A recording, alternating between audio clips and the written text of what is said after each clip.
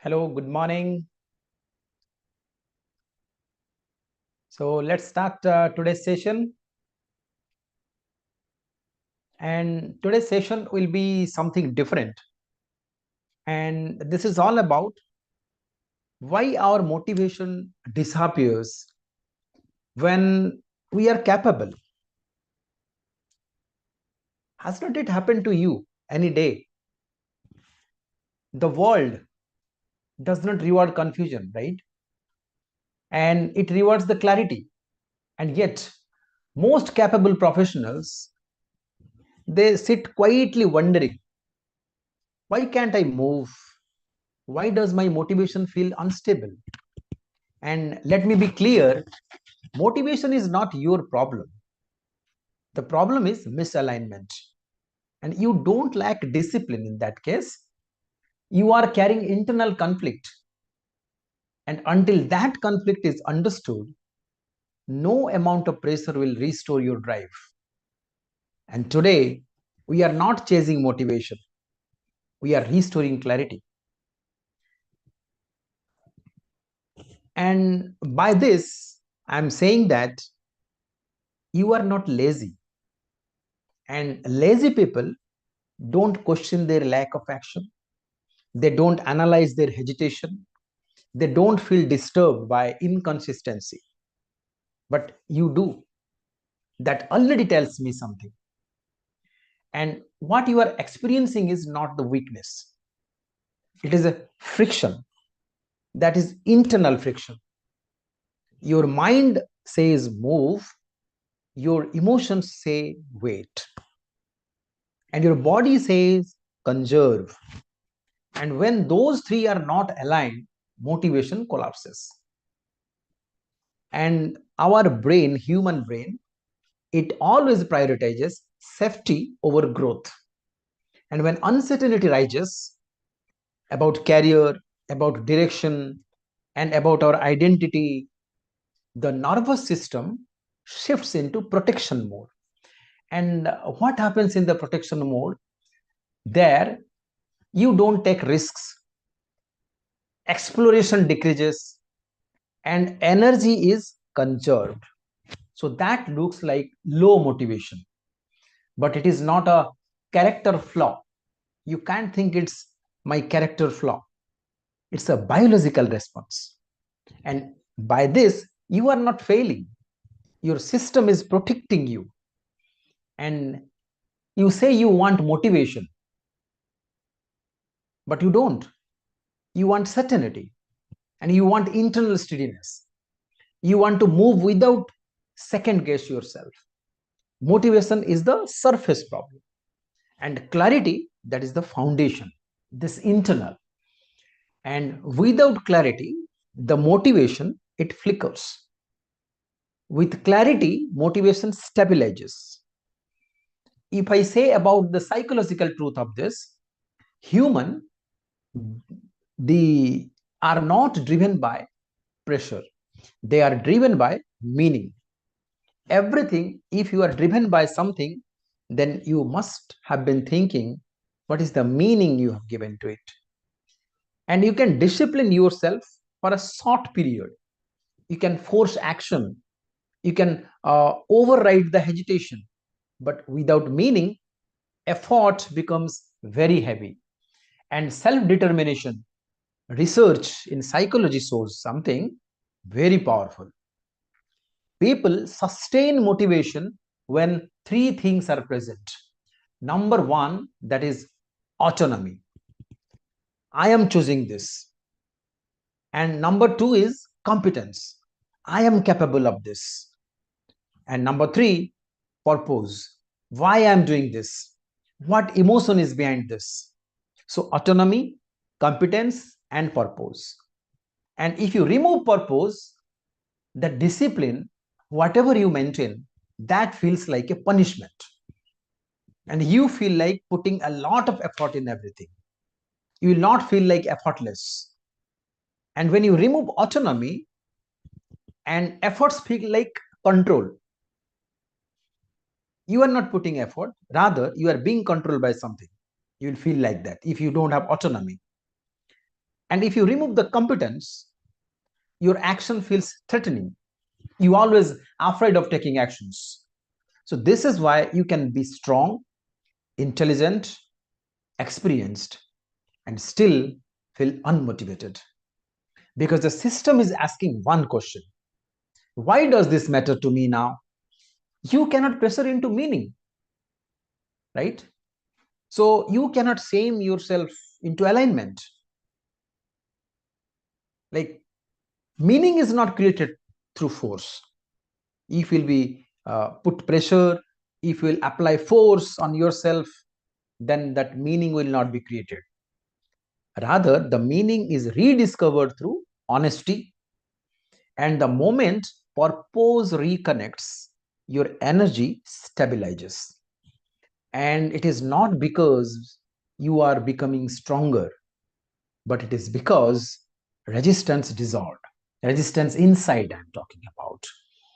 And when that motivation drops, most professionals respond incorrectly, and they increase pressure on themselves.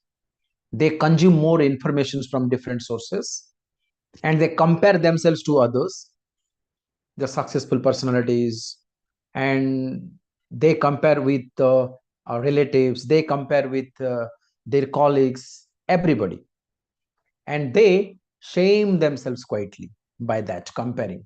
But pressure activates threat. This kind of pressure always that reactivates or activates the threat inside you, and that threat reduces the motivation further, and you are fighting your biology in this way, and biology always wins. And thinking alone, if you are thinking alone something, that is isolated rumination. I say in my last video also, we have discussed this one, isolated rumination. Thinking alone under stress is not reflection, it is repetition. You replay the same scenario, same wrong scenario, the same doubts, same fears, and you call it processing. You are thinking like your brain is processing. You say it, you speak it like, okay, my brain is processing. I am processing it, but it is not processing. Rather, it is looping. You are looping something, right? And this loop to the same source where you have started, that loop is continuing in a cyclic order, and that loop drains your energy. Repeatedly, you are forming a wrong loop. And clarity does not come from thinking harder, rather, it comes from thinking differently. So, that we have to agree with different thinking. And how do that? How do you feel that different thinking? So, we should command the shift. So, that shift we will command here. So, you don't need to put more pressure, rather, you know, you need precision, not pressure. So, let me tell you one method here. So, number one is, until you name what is unresolved inside you, that controls you very silently. And most professionals, they try to fix their productivity, but productivity is rarely the real issue. The real issue is avoidance of decision. You are not taking decision, and it's not a task, it's a decision. You are not avoiding the task, you are completing each and every task successfully also, and others are very satisfied with your completion of task, performance, everything. But it is not all about completion of the task, it's about taking a right decision. And tasks are operational, but decisions that you take, they are directional. That will give you a proper direction. And there is no doubt you can complete tasks while avoiding the direction. That means you are completing the task, but real direction you are avoiding. If I will give one example here, one professional, he's working in a reputed company, and with a heavy salary, maybe 4 lakh, 5 lakh a month, getting up early in the morning, going to the office, doing everything right in the office professionally, successfully He is performing all his tasks in the office, comes back to home at night. When it is late, the children fall asleep. The time, no time to eat a proper dinner, and then immediately he goes to sleep, and he doesn't get a good sleep also because of the mental overload that is running behind his mind the whole day, and the next day's tasks prevailing inside the mind. So if the life continues like this 1 year, then what would happen? Where is the direction? So there is no doubt you can complete this task while avoiding the direction. That's what I told. But that internal avoidance creates tension. This is internal avoidance, and that creates tension. So why this works? The unresolved decisions, the decisions are unresolved, that increase cognitive load, and the brain keeps the open loop active, and it monitors repeatedly. That monitoring consumes mental bandwidth, right? And mental energy is being consumed. When you name the real decision clearly, the brain shifts the vague threat to defined problem, and defined problems reduce anxiety. If the problems are been defined properly, then it will take you out from the anxious state. And ambiguity creates stress, you know that. But clarity, that reduces that load. So clarity is important. So what actually goes wrong? Let us discuss.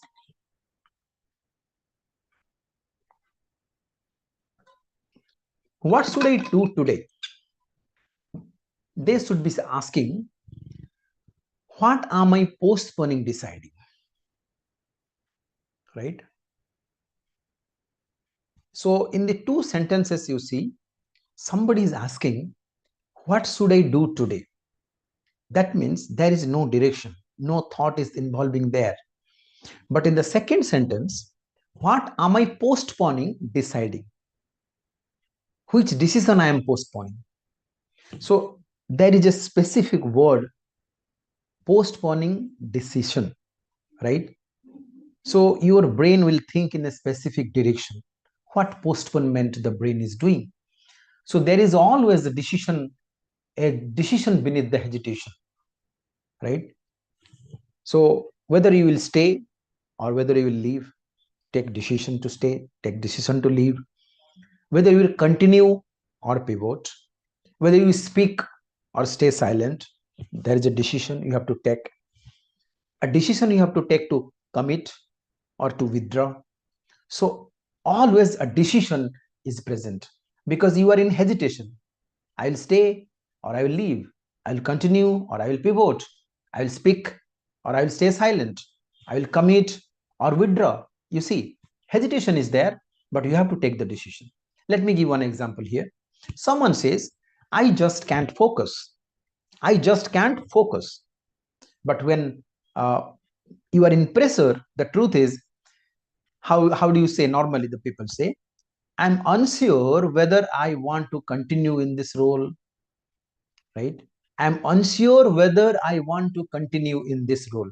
So see, in this statement, it's a very ambiguous, vague, and unclear statement. Your brain will confuse itself from taking decisions, and there is a conflict in that way. So the moment it is acknowledged, like I don't have focus, right? So energy shifts. So name the decision. What is the main problem? Yes, I cannot focus. So name the word. What is going inside you? What is the emotion behind you?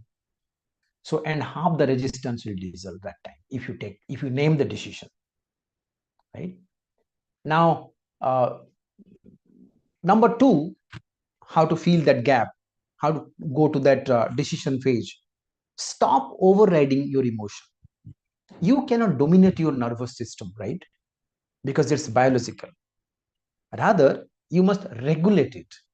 You cannot dominate, you can regulate it, regulating the nervous system. All the high performers in the world, they are trained to override their emotion, right? They push through, they don't overthink, stay strong, like these words you might have heard about. Somebody might be telling to you also. But these things that works temporarily. It does not work sustainability. So why this? What is the science behind it? The suppressed emotions, they don't disappear. They always stay in the back of the mind. They remain active in the nervous system always. And when emotion is denied, when you deny the emotion, when you suppress the emotion, the stress hormones, they remain elevated inside. And your cognitive flexibility, that decreases. And irritability increases gradually. And acknowledgement, if you do that, acknowledging the things, that activates your regulation pathways in the brain. And if you name the emotions, that reduces its intensity. So that's what. And not because that vanishes, but because it is integrated. The pathways, the neural pathways, they are integrated when you acknowledge it, when you name the emotions. And what usually go wrong, so sometimes people say, I should not feel uncertain, I should not feel tired, I should not feel dissatisfied. So that internal rejection increases the tension. So this is internal rejection. You are rejecting yourself, right? Why you should not be dissatisfied? Why you should not feel tired? It's human tendency to feel tired. It's human tendency to feel uncertain, dissatisfied also. So let us acknowledge it. So you cannot internalize the rejection of this. And when emotion mixed with judgment, that becomes overload. And when emotion mixed with acknowledgement, that becomes regulation. And instead of I'm weak for feeling this, I'm weak for feeling this, try saying I'm carrying uncertainty. That shifts the changes of nervous system response. The way you speak, the way you feel, and the way you feel, your nervous system will respond in that way. So that strength is not emotional denial, and strength is emotional literacy. So saying that one, that is the strength of yours. Let us go for another method, that is structured reflection, another isolated rumination. Perspective changes everything. The way you see the things, right? Thinking alone under stress, that becomes distortion. And your mind replays the same narrative again and again from the same emotional state and with the same blind spots. So that is not reflection. That is called looping. And why this works? Let me tell you, under stress, your cognitive flexibility that narrows, and the brain defaults to familiar patterns, wrong familiar patterns. But when the reflections are structured, that challenge your assumptions, that separates fact from fear, and organizes the thought and increases the coherence which is needed. And externalizing the thinking, that reduces the rumination. You are reflecting alone, no organized thought process, but when you are doing it in a reflective way, that externalizing the thinking, that reduces the rumination. And clarity increases when thought is examined, not repeated. And what exactly goes wrong there? So people believe if I think long enough, I will figure it out. But it's not. If you think in the same emotional state, you will reach the same conclusion again and again. Because emotional state is very important to give the energy in which direction you are thinking something. And clarity, that requires a structure. And structure introduces the perspective to see the things. And that perspective to see the things introduces relief, right? Let me give one example here. Instead of why am I like this, structure reflection asks what exactly is misaligned. See, that is a doubt, self-doubt question. Why I am like this? why I can do that, why I can do this. So instead, the reflective questions are, what exactly is misaligned, and what assumption am I holding there, and what am I afraid would happen if I choose differently. So this type of questions will move you forward. And here, confusion, if there, that loses the power by this kind of questions, powerful questions. And when these questions are examined with structure, then another method, that is small aligned actions, you have to take. That one clarity that if increases, your actions becomes lighter. So not because you forced yourself, here your resistance dropped because you are clear, you are not wandering in the decision making. I will stay or I will move, I will do or I don't. So you have come out of that friction zone, the decision making friction, you can say. Resistance is dropped here, and that force creates temporary movement. If you force it, that creates a temporary movement. But if you do the alignment, that creates a sustainable momentum. You will get a momentum there. And why this works? When internal conflict reduces, your stress decreases, cognitive resources they free up to work, and your emotional resistance that also lowers, and you are in a very good state. And once you are in good state or better state, then everything you can do in a better way. And your action which you are taking, that requires less activation energy. The system is no longer fighting itself again, right? And energy is available to you. And it's everything about energy, energy, and energy. If you have energy to think, energy to take action, energy to make decisions, then you are the winner, right? And what actually goes wrong then? People, they attempt dramatic transformation, big goals, big changes, big pressure. But after that emotional fatigue, the nervous system does not trust intensity, right? How much intensity you are working. It trusts the consistency. Small aligned actions that rebuild the internal trust and confirm the direction, restore the efficacy. So after clarifying the dissatisfaction, someone does not quit immediately. So by this, what is the benefit of this one? If that dissatisfaction is being clarified, so many of us, what do we do? We don't quit immediately from taking any decision, maybe from our job, from any action, from any motive that we are doing, solving any goal or any mission, you can say. We update our resume, schedule the conversation with somebody who knows better than us, or mentor maybe, and we explore different options very calmly. And when we have options, our brain gets a chance. It gives a positive direction to choose from different options, and that feels different actually, and it feels grounded also. And that momentum built from pressure which was there before, that collapses. And momentum built from alignment, that lasts a long, sustainable one, right? So let me tell you one thing. You don't fix motivation by pushing harder. You fix motivation by naming the conflict, what is going on, acknowledging the emotion, structuring the reflection, taking aligned actions. Clarity restores your energy, and movement restores that confidence. And now the real part I will share with you.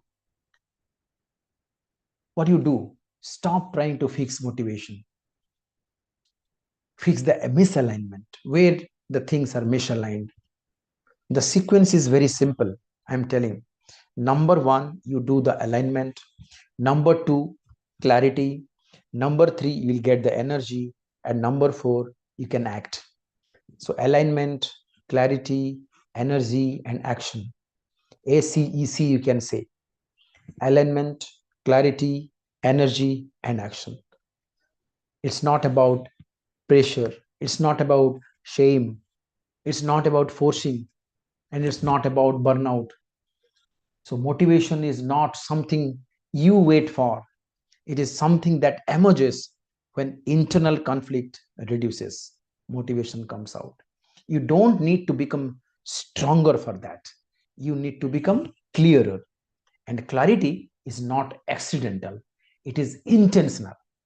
And if you are in a season of decision making, do not fight yourself. You understand yourself. For those who prefer structured clarity over isolated thinking, I offer a 30-minute clarity and direction session. Not advice, not a pressure. It's a structure only. Because when clarity rises, your confidence stabilizes. And when confidence stabilizes, movement becomes natural. So those who wait to feel ready will always be waiting. So those who pursue the clarity, they move. So thank you. Have a nice day for today.